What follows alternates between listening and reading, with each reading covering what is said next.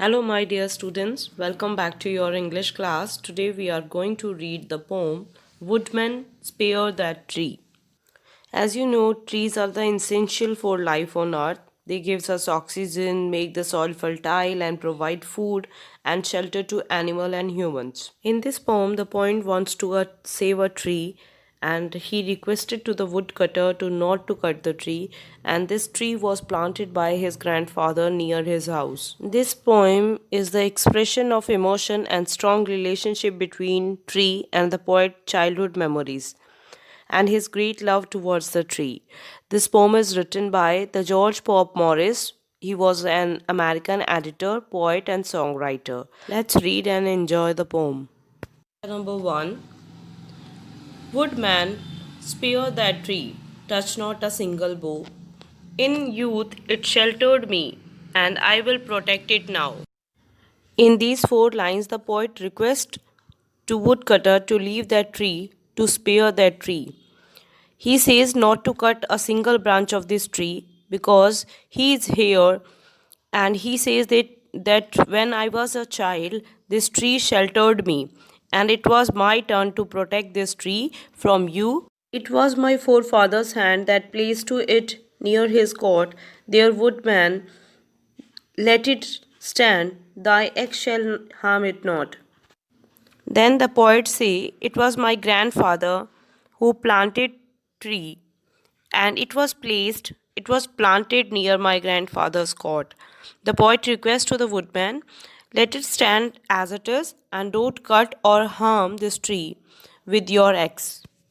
Let's read the stanza number 2. That old familiar tree, whose glory and renown are spread over land and sea, and wouldst thou hew it down? Here the poet says about the tree to express its glory.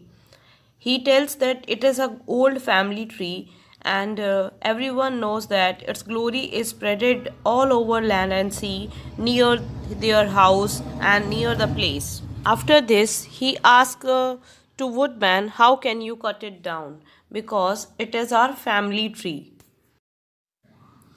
In next line, what he says, Woodman, forbear thy stroke, cut not its earthbound ties, O spare that aged oak, now towering to the skies. Now again the poet says to the woodcutter, stop cut that tree. In every time he requests not to cut the hanging roots of the tree, and don't cut this oak tree whose branches towering high. Let's read the stanza number 3. When but an idle boy I sought its grateful shade, in all their gushing joy, here too my sister played. Here the poet expressed why he wanted to save the tree. The poet says, when I was a small child, I was a lazy one at that time, and I used to sit in its shade. Even his sister used to play under this tree, and all sharing of their happiness, enjoying like when they were young. He says, my mother kissed me here, my father pressed my hand. Forgive this foolish tear, but let that old oak stand.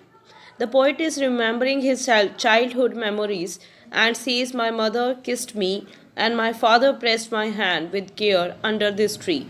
Repeatedly, he is requesting to woodcutter not to cut that tree and let it stand where it is. In the last stanza, the poet says, my heartstring round thee cling, close as thy bark, old friend. Here shall the wild bird sing, as still thy branches bend.